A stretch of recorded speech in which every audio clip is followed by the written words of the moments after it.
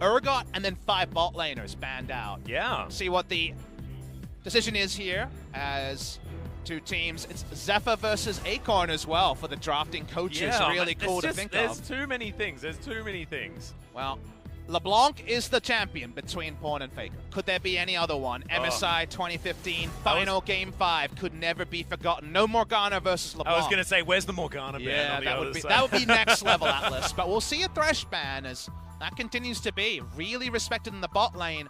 I think Braum is super high priority, but so far it has been filtering into the picks rather than the bans. Cassiopeia, in spite of some nerfs, going to be banned by Kingzone. Yeah, Cassiopeia, like, not taken out of the meta with the nerfs to the base damage of the Q, and of course Miasma, again, taking a little bit of a hit based on damage.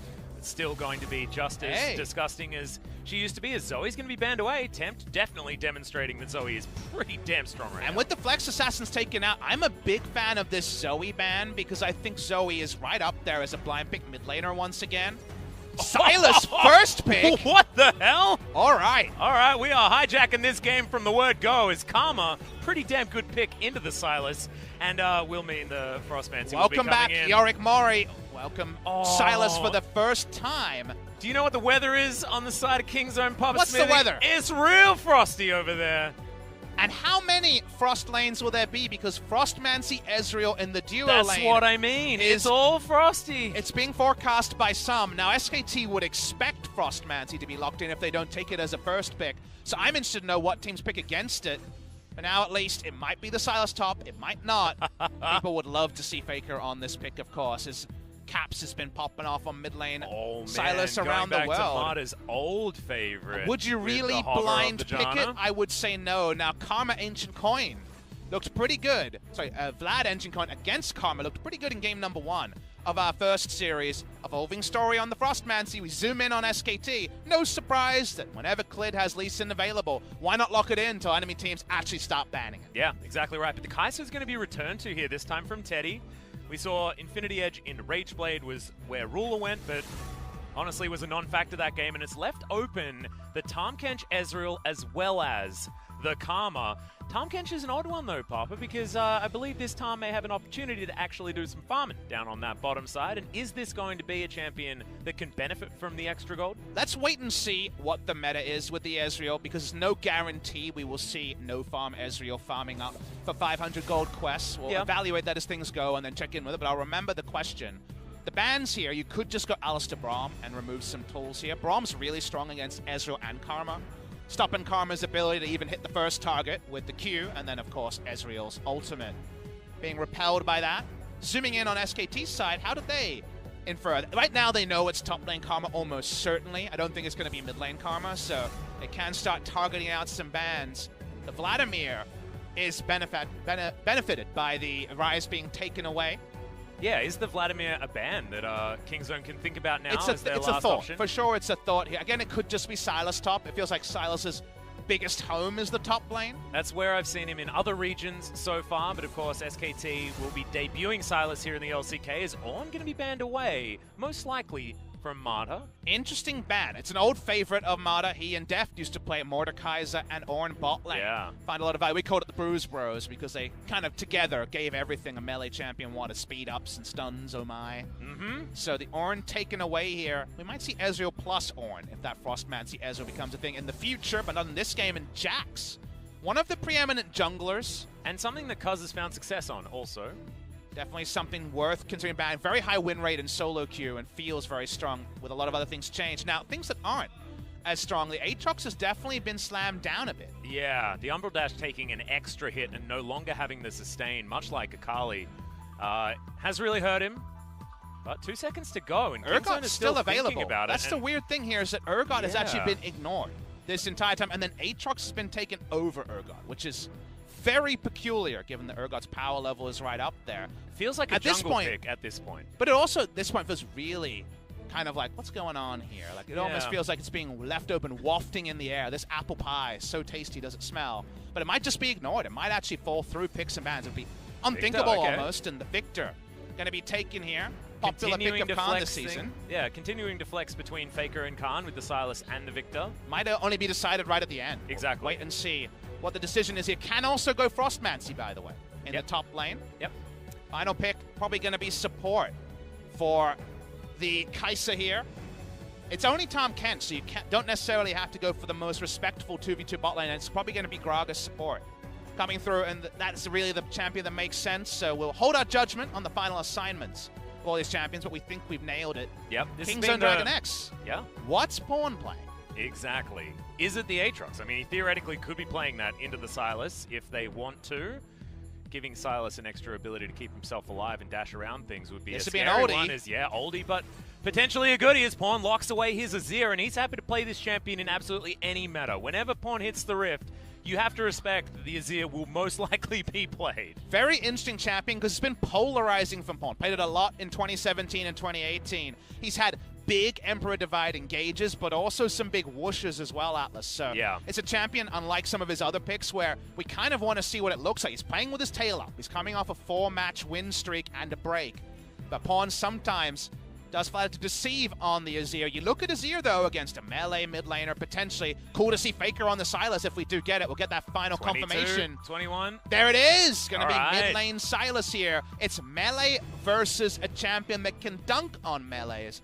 But the Kingslayer does provide a lot of consistent sustain in some of those melee range trades. Fun to see it. Might be the first time internationally we get the Azir versus Sylas matchup. Yeah, exactly. And also, imagine hijacking an Emperor's Divide that Faker has demonstrated he has pretty good mastery at utilizing.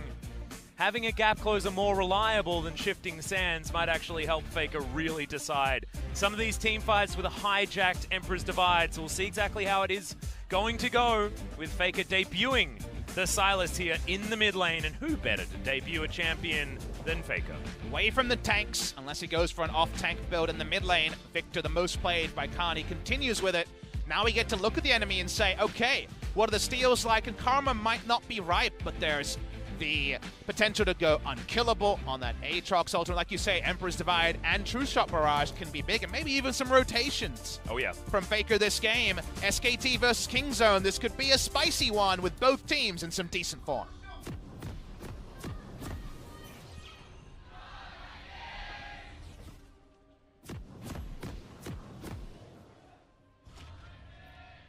No surprises that SKT has a few more fans, but we're going to zoom in on Faker and the debut of Sylas in the LCK.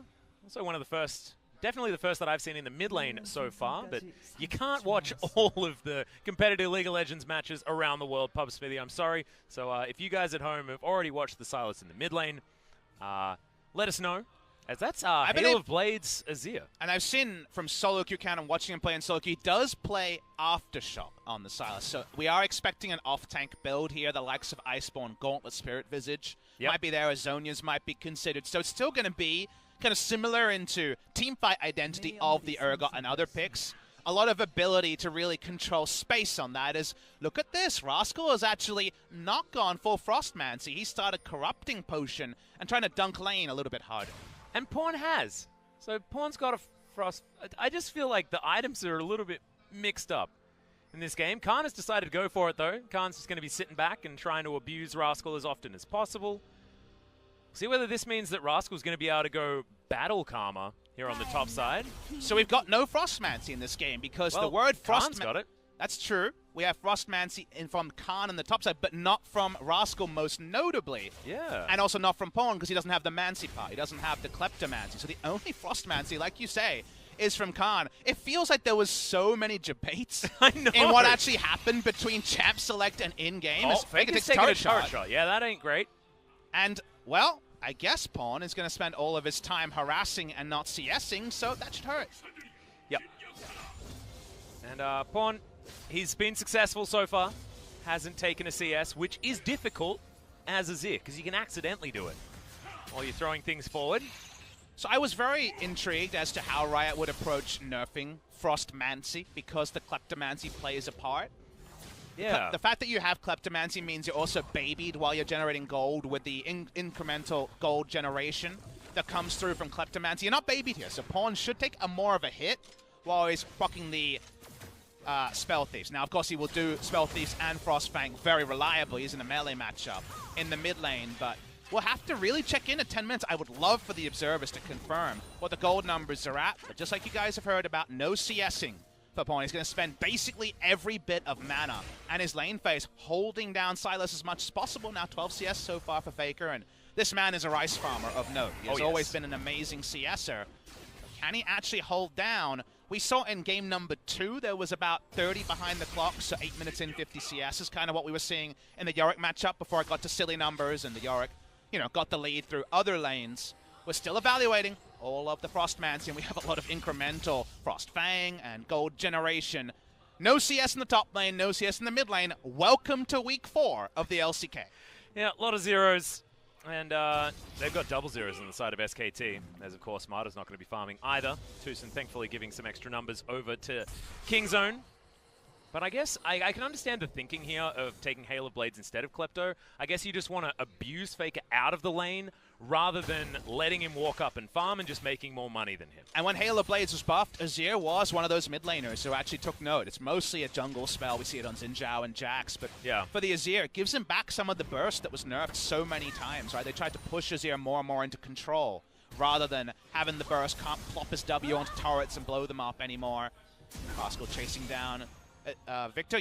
We also forecasted the possibility of Deft taking into the spell phase. Do note that it is a much more standard Ezreal. The theory there is that you go Frostfang and Klepto, you're going the Klepto anyway, on the Ezreal, and then your support farms up with Relic Shield, maybe an orange support getting a lot of gold. So actually, you are proccing the quest and your support's getting farmed that in any other meta would be impossible. We're not seeing that today, but enough people around Korean solo queue are messing with it that we could definitely see it at some point in week number 4. Yeah, remember there's still 4 more days to go after this, so this is not the only time. This is the new world we live in. We're going to see it, and it's only a world that's going to be happening for a very short time. I feel like as a caster, I've had the most of this because I did an Overwatch cast where we had a one-day meta. I had a Hearthstone cast where I remember, there was a one-day meta where the new set hadn't been released, but the nerfs to the cards had come in. Yep.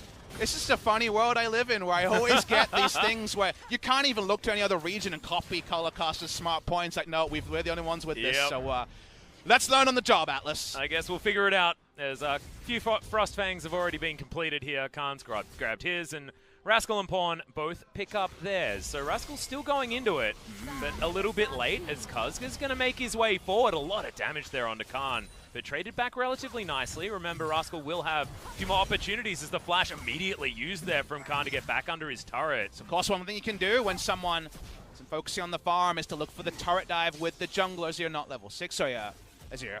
Aatrox not level 6 yet, so not going to see that. Aatrox and Azir. Okay, we're definitely going with the A champions on the side of Kingzone. Rascal pushing up. Remember, he was CSing. Now he's slowing down. He actually took a Frostfang late. What is going on? I'm not sure. I feel like Rascal just completely didn't get it, or something.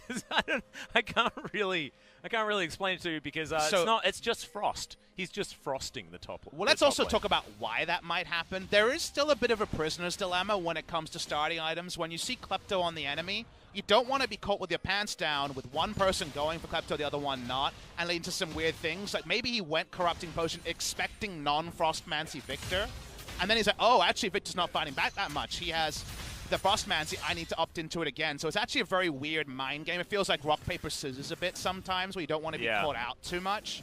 But regardless, has gone into it late. So I think it was an intentional choice, but I am surprised to not see him double down with, say, Doran's or into, say, a Dark Seal and go for the late Frostfang. Yeah. I just feel like it's just so free to go Kleptomancy in this matchup anyway for Rascal because he can just farm up alongside the Victor. But all right, Rascal just going to exit the lane, just stand around and pick up some farm here. What happens when no one's farming, Atlas? Well, I don't know. We're learning. Do you know what okay, Kingzone, looking to move a little bit aggressively forward, but I recently watched Serenity again. And that's all about, you know, this place where they tried to change the behavior of humans, and some of them got really, really aggressive, and the other ones just stopped doing anything at all and just fell asleep. I feel like that's sort of what might happen, and hopefully it's not a curse that affects the commentators, because things could get very quiet if nothing is happening. Now, one thing you don't have an excuse for is backing up your jungle, because you're not even trying to farm, so you might as well be roaming in. So we could see some really interesting ganks. And in the late game, Atlas, suddenly, LCK is back in the promised land. It's 2017, 2016 again. Exactly. We're going to have triple Sightstone on the side of Kingzone because we're going to have 2 people cashing in quests. So we are going to have a map with so many wards. Well, Rascal also has a huge issue with so many minions as Khan is going to get knocked up, but the kickback onto Cuz is going to even things out, and that's World Ender already on cooldown here. Cuz blowing that one very, very quickly. Just too easy to disengage from Clid. Kind of surprising. Cuz, I guess, saw more aggression that we weren't granted.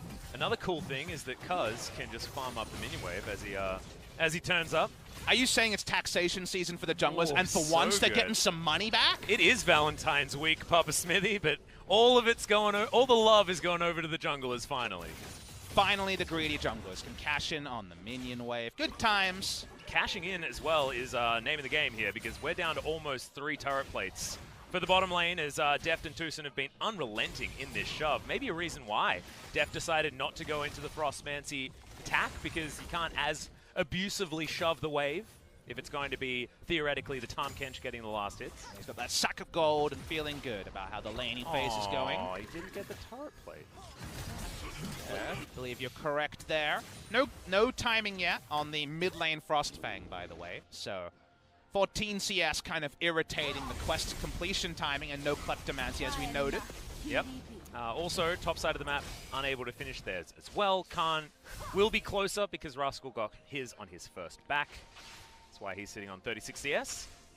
Because there's been CSing, this is really funny. There's actually a bounty on Deft because there's been some CSing and Victor hasn't been CSing. So remember, it's the average gold income of 4 people. Yep. The carries, if you will. So because there's one person not CSing, and Karma was CSing at the start, then went for late Frostfang, we're actually getting a farm bounty on Deft. And this is a reason why, another one of the reasons why going for the Kleptomancy build was important. We have farm bounties now, and if one person's not farming, the average level of farm is just going to be higher on the enemy team as a result. So yeah, feels like Deft is the unlucky one there. He is Ezreal with Flash, so good news. Unlikely to have that bounty cashed in on just yet.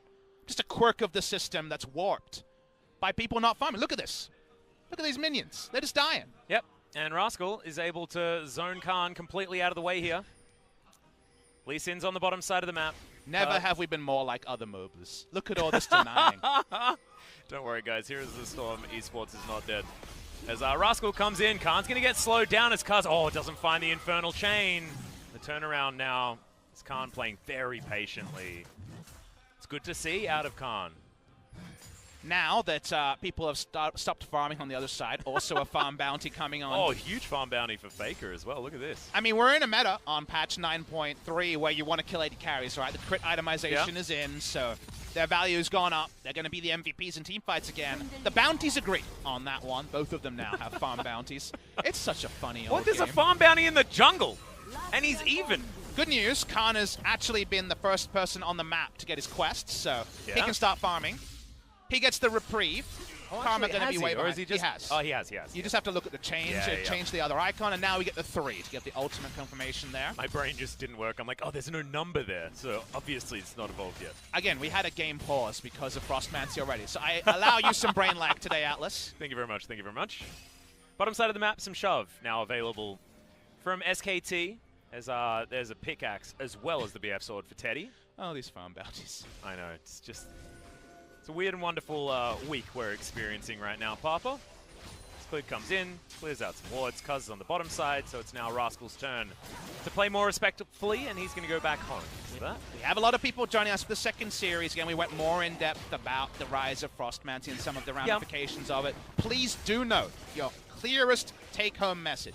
This has been hot-fixed on the live client. We are on patch 9.3. Do not go top lane with a Frostfang. It will not work out. Even if your jungler gives you a bit of time where he's around on your screen, you need to be in 1,500 units of an ally basically on screen with them. So this is a pro play quirk of week 4 of the LCK. Yes, and this is something also that the teams knew about, and there was an opportunity for the teams to go for the hotfix patch, and that wasn't a unanimous decision, and therefore we are playing on non-hotfix, because that was the initial plan moving forward. So this is not something that Riot has just said, no, you have to deal with it. This was a decision made by the teams.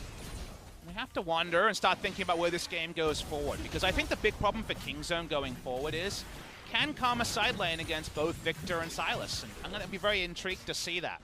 when we get to later points in the game. Faker has a lot of ages already. We'll probably go into Iceborne Gauntlet, Spirit Visage kind of things. Probably Spirit Visage, given he's against double AP on the side, and Def will do a lot of magic damage as well.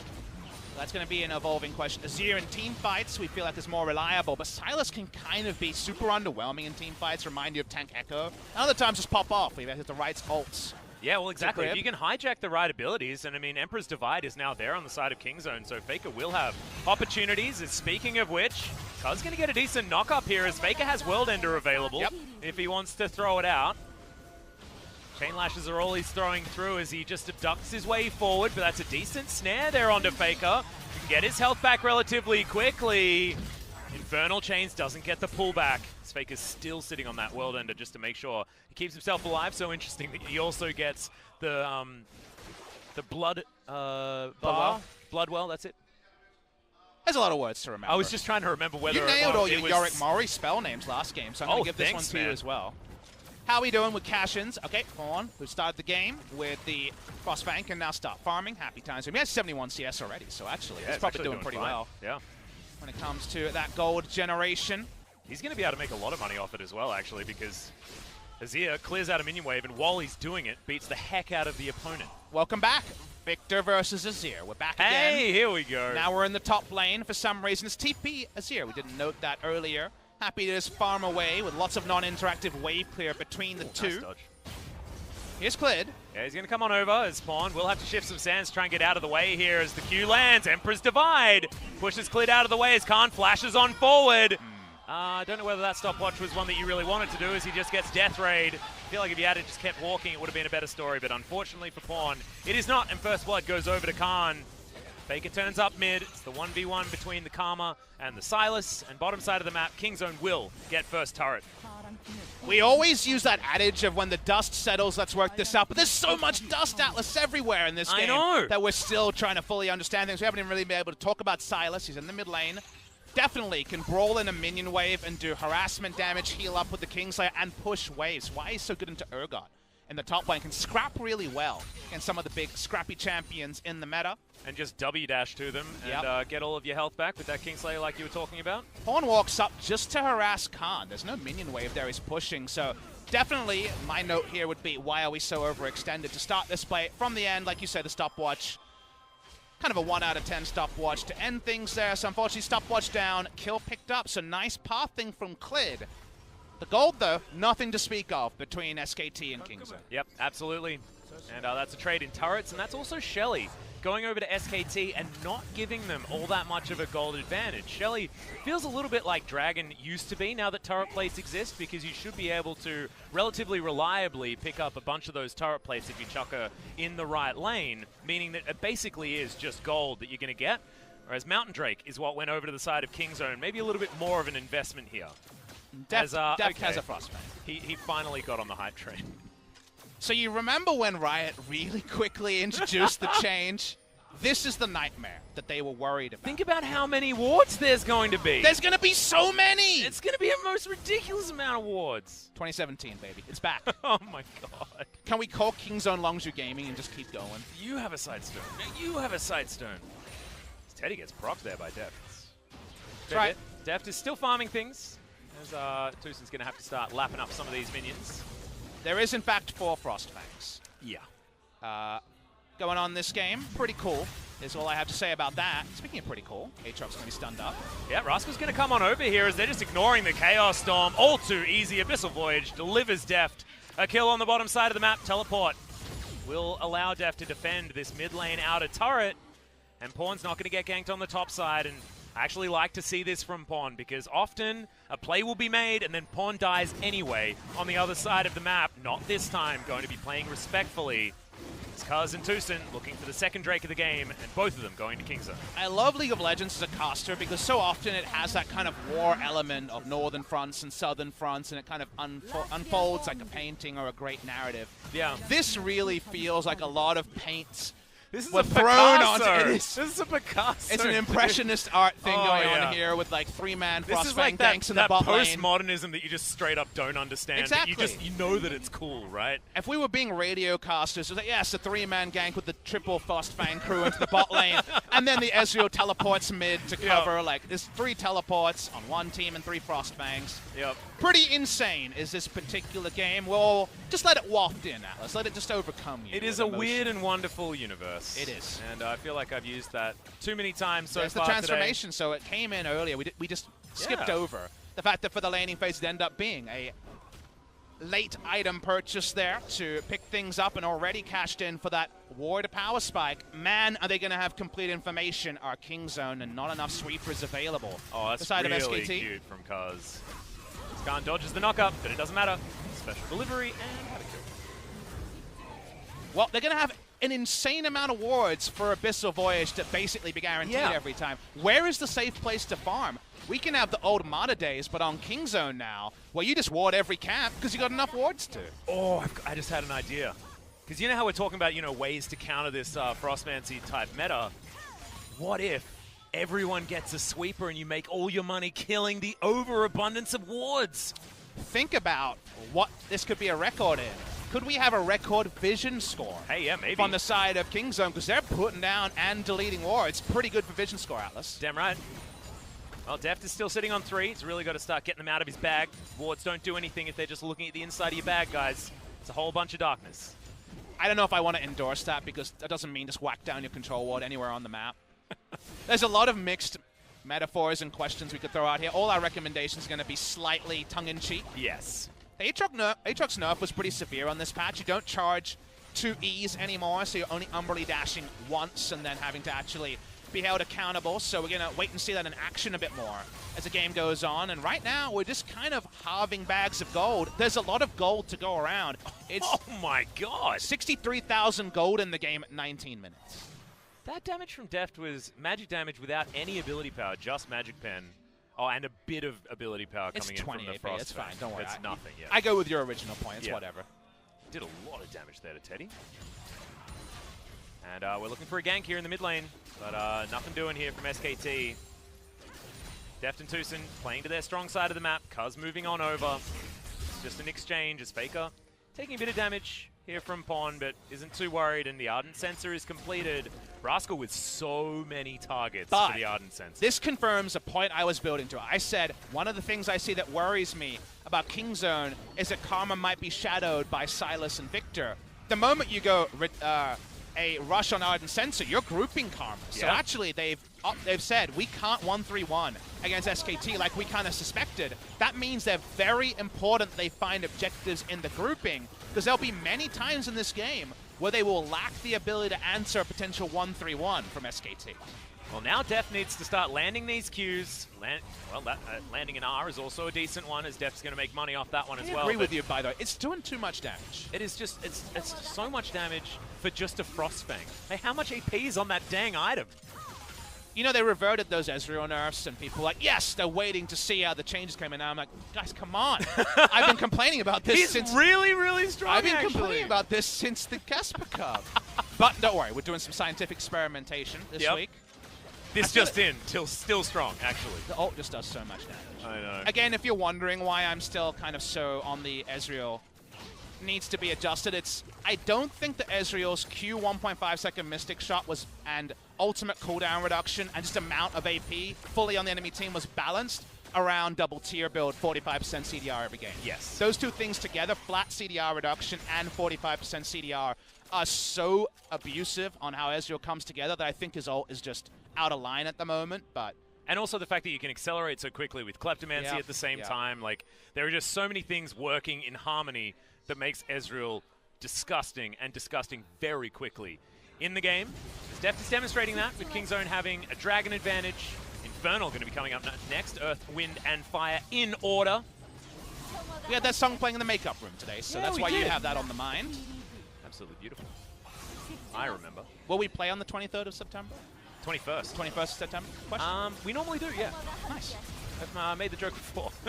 So let's try and work out where this fight is going to occur. Remember, it's level 14. Azir has, just been farming. So yeah, the Azir damage here should be pretty big. He did not go into Kleptomancy to double down on gold generation. He's just an Azir with some items. Don't have the overlay right now. Khan poked out very early in the piece. It's an Infernal Drake, so no one wants to give this up for free. Khan has his teleport to get back. Yeah, should be able to get back in time if they want to. Cuz gonna jump on over. Has to Umbral Dash as he unfortunately messed up the Blast Cone. But this is correct, by the way. Kingzone, yeah, just move on out. Kingzone want to roll out. I want to see the members of SKT in vision, because that means they're not setting up for a Drake defense. Yep. Aatrox can just take it down. Pwn will make it faster. Infernal, third Drake to Kingzone, and they're the ones with all the gold generation from the quests. So a lot of cheating to get this 2,000 gold lead. It's not massive, but items are going to coming in thick and fast pretty soon. 2,000 gold lead and 3 of the Drakes of the 3 that have spawned so far this game. I mean, there's just so many different options here, and Deft is the happiest man alive. How do you kill this Ezreal, who's going to have ultimate amounts of shield as Marta almost just straight up dies from his old lane opponent, a lane partner. He's like, I'm normally standing next to Deft. Let me do that again. No, don't do that again. That's not what you want to do, Marta. He's going to have to go back home, and that is an outer turret just brute forced by Kingzone, and this is controlled play. This is strong play.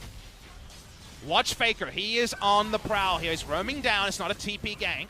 What's the ultimate that he's going to try and pick up here as well as Infernal Chain not going to be gathered, and he does get the Aatrox passive with the World Ender to keep himself alive. But meanwhile, on the bottom side of the map, Pawn doing Pawn things.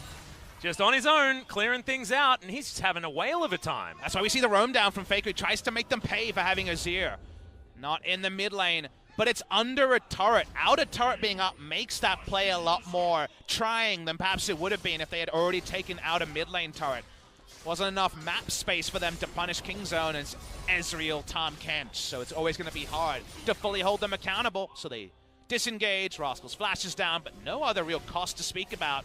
Nice little win around the map, and we're in such a weird meta. Who's to say what it will mean in a week's time? But the match scores matter. It's week 4. No longer is it the early part of the season. We're smack bang in the middle. And this is 3rd versus 4th as well. This is playing for top 3, basically. There's 1 point that separates SKT and Kingzone right now. And if you were watching in week number 1, you would laugh at me for saying that, for having that prediction, having that suggestion, because Kingzone looked leagues behind SKT. But now you can see this is a pretty linear goal graph pointing towards a Kingzone win.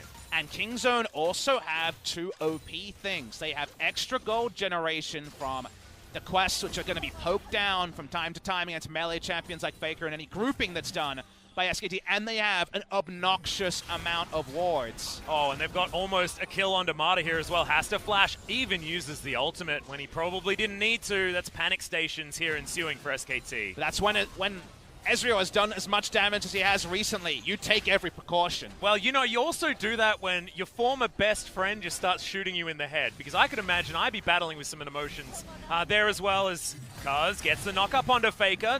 Doesn't get pulled back, but there's another knock-up available. Doesn't land it there onto Faker, but does use the stopwatch. Tries to keep himself alive. This Sylas so far has basically done nothing this game, as Deft just hanging out by himself. Look at this screen. Look how many wards are happening when they're trying to fight in their own jungle. There's a vision advantage for Kingzone everywhere they go.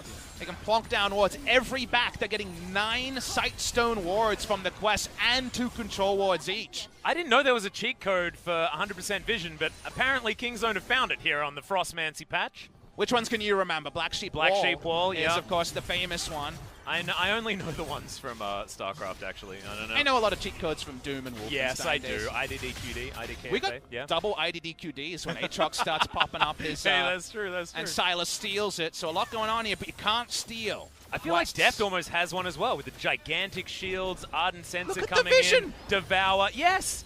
It's everywhere. It's not a Christmas tree because Christmas trees are normally multicolored. But the problem for SKT is you can't copy this. You can't get just 4 sweepers, and you ain't got no wards to put down yourself. Yeah. You could get stuff. You could get lots of wards, but you can't negate enemy wards because you can't keep the control wards up. With Deft doing so much poke, there's no great decision, and that is why Riot was smart to nerf this. They've done so much over so long to remove vision from the game. That's why I was on the LPL hype train come summer when the Korean teams were too passive and didn't have the wards to play control style. For this week, the wards are back, and that's why the games are a bit wonky. And SKT just trying to find, kind of grit their teeth and get through what is a really awkward point. Their big hope is to get a third item. Remember, IE Rush now on Kai'Sa seems to be the norm. AD, so you get the pickaxe and have that Q ready to go into Hurricane, and then you have 50% crit and the potential to pop off really hard in team fights. It's not the easiest because Kingzone aren't squishy and can also have a lot of mobility to disengage, and there's no backline dive outside of perhaps Faker trying to get really deep into the backline. But the right Kai'Sa pop-off, and maybe, just maybe, all these quests will be for naught. Well, Def does have his E on cooldown as Faker's looking to try and get in there, but doesn't do too much more than a chain lash. Rascal, flanked by Cuz, will come in and make sure that SKT can't do anything. Cloud Drake is available. Kingzone looks like they just straight up don't care about it. Happy to give this one away. They already have one of those. And Earth, Wind, and Fire is not Earth, Wind, Fire, Wind, because that's not the name of the song. So they may as well give that one up. Important update, not enough Drakes to have Earth, Wind, and Fire on both sides because the timing is Faker. Yeah, he's going to dive on 4. There's the Emperor's Divide onto 3 like we were talking about, but it's a beautiful Devour coming in from Tucson, and no one's going to be taken out just yet. Cuz has the World Ender, so he's not under any threat. And Deft, it was like he wasn't getting hit by anything. Did 65% of Teddy's health bar with the ult. Ult available by Teddy, but smartly doesn't fully engage. Was worried about potential turn from the Karma in a team fight. But the poke remains supreme when the hard engage is down. They can just chase onto Faker. Yeah, they're trying to punish him. In comes Pawn as now Faker tries to keep himself alive with the W, but it's not going to be enough, and Rascal's going to be able to grab that one. Faker dead. Kingzone might look at Baron. Hard engage versus poke. If the hard engage doesn't get kills, the poke reigns supreme with the ults on cooldown. They're chasing for more. Yeah, looking for it. None of the Qs land here from Deft, though, so they can't get any of the procs on the Iceborne Gauntlet. Kingzone, no joy. Teleport to get Pawn back into the mix, and he's got that ultimate back off cooldown. 30 seconds still remains on Faker as Sun Turret up in the mid lane. And Kingzone now will have so much space to get towards this Baron. How about an extra turret to give them even more vision it grants while the enemy tries to annoyingly take it down? They have wards everywhere. Kingzone don't have enough vision, Papa. That's exactly why they needed to put that one down. You can be so much more risky with how low you get the Baron down because of the vision, but they need to account for Clid. Here he is. Yeah, he is going to turn up. Not going to get there in time, though, as there's the special delivery. Clid goes down. Deft has the auto attack. And that's the Baron, that's a kill, and that's everything going to Kingzone. And that's the problem is you're basically Uber Eats here if you're Kingzone, because you can see the drive, you can see Clid come at any moment because you're always conspicuous. There's a GPS coordinate on everyone on the side of SKT. If you're the side of Kingzone, you can rush it down. It looks risky because of how close to the pit Clid is, but they have vision everywhere on every single possible way you can enter the pit, and that's why it's too easy. They can just take him down. They get the Baron, and this silly game continues in Kingzone. They feel like they're playing the 9.3 meta, just a hair's better than SKT. They certainly are. I just want to point out that what Pawn just did there was actually really intelligent. Emperor's Divide first, and then scooped himself over the wall just to guarantee that there was no way Clid was entering that pit. So that was 100% success rate Baron. Over to Kingzone, and that's exactly what you want to see. That's the gold standard for taking a Baron buff. And now we'll never talk about Rascal in a different game being beaten every 1-3-1. That was the big win condition for SKT because the extra wards meant the grouping was much more reliable. Poking was so safe because a poke comp with perfect vision doesn't get flanked Atlas. And now they roll in and Deft is a monster. And what do? You got no wave clear to answer Deft's poke. It's the perfectest vision, I guess, is what you could say, is Faker trying to lash with some chains, but it looks like Cuz is happy to even fight him here at this stage, clearing out control wards. Faker's got 3,000 health. He's very, very tanky. Not necessarily able to punish Kingzone for their positioning just yet. It's so hard to punish Ezreal, Tahm Kench, and an OP amount of warriors, but that's what Kingzone has. So SKT, it's time to pull a magic trick. Where's it coming from? Deft has 4,000 health worth of shield when he gets all of the buttons from his teammates, and that is going to spell the end of the turret. He also has attack speed on hit magic damage. He has a Devour. It's just so much safety here. It's the dream for any AD carry. What do we say about Kingzone on paper? Man, if Deft carries them, that's going to be the only way they can do it. And what is Deft's problem? Slightly over-aggressive plays a lot of the time. That's how you play in this composition. Oh, yeah. You never have to drop auto attacks. Yeah. You know, people always criticize AD carries for running away and not kiting back and doing damage. It'd be just ridiculous for Ezreal to ever have to think about not autoing. He has so much defensive utility on his side. I mean, he could basically attack move into a lane, and if the rest of his team aren't AFK, then everything's going to probably be all right. Here's a question. 5v5 team fight, you can see everyone on the enemy team. Yeah. Ezreal, if Deft closes his eyes, how does the fight go? Oh, I don't know. He's think, attack moving the whole time. Okay, as long as he can right-click someone, and that someone... He's A moving forward. How does it go? I think they may win, as long as he's They pressing might buttons. win. Isn't that crazy to think? They might win. The It's only more than problem 0%. The only problem is that he's Ezreal and not like Caitlyn or That's Jinx, true. so Ezreal needs to press more buttons as Faker once again finds a ward. Surprise, surprise. Kingzone have so many of them here on the map. Of course, SKT not out of it yet, but a 10,000 gold lead is about as close to insurmountable as you can possibly get. Hasn't been fought back from so far in the LCK. 8,000 gold was the lead that Hanwha had over Griffin. Griffin still managed to win that game. This is a game that looks like SKT will not have an opportunity to get back to because look at Deft. Oh my god, the shields. Yeah, Faker once again going for that flank, but Sun Turret is available and so much vision is available. Infernal Drake might be something the Kingzone want to look at, but they might go for this inhibitor first. Deft is able to chunk it down to at least half health here, and the Q doesn't land from Clid. Just whenever random you see damage, and Deft is doing so much. Whenever you see sieges like this, the converse point is always, when was the time the enemy should have tried and pulled the trigger? Yeah. There might not be a time. There's Sun Turret, there's wards on every flank. There's really no perfect time I could point to and say that's when he should have gone in. That's the struggle here, is that with the 3 sight stones, with how the game has played out, SKT, there's never a percentage time where I think that was really the time to pull the trigger. And obviously you can just pull the trigger and you might say, well, if you never pull the trigger, it's not going to work. But it's not like SKT are playing this poorly. They really have very few good decisions to pull. Kingzone, go back, they shop again. They have 6 items very soon on Deft, who decides he needs a magic damage shield. He's going to get a more of Marmortius on the next back. And SKT fans are probably just watching on in frustration right now, but that's 2 inhibitors down, and now they just do it all again, putting all the wards around the red jungle and taking down the 3rd inhibitor of the game. Yep, this is the textbook play. Head down towards the bottom side. Your super minions will push in and guarantee man advantage. Kingzone just need to not do the Kingzone thing where they get slightly over-aggressive. Deft and Pawn go a little bit too far forward and give SKT a way back in, because there are bounties aplenty on this Kingzone squad. Cuz moves on over. The problem is that Kingzone can't get caught out of position. This is the perfect Kingzone patch because they have full information all the time. No excuses for sure. Yeah. You definitely knew about it as Mada's health bar. Oh my god, okay, Deft doesn't land the last Mystic Shot. Victor's struggling with the super minions and that minion wave coming by in about 15 seconds. What do Kingzone want to do? Baron spawns in 30. SKT, you know, they're not getting vision on that Baron without a blue trinket. They don't have any. It even feels bad to work out what trinket you take in this damn game. Exactly, and it feels like Sweeper is where the money's at. But blue trinket might now have to be the way, because you can't really beat. Yeah.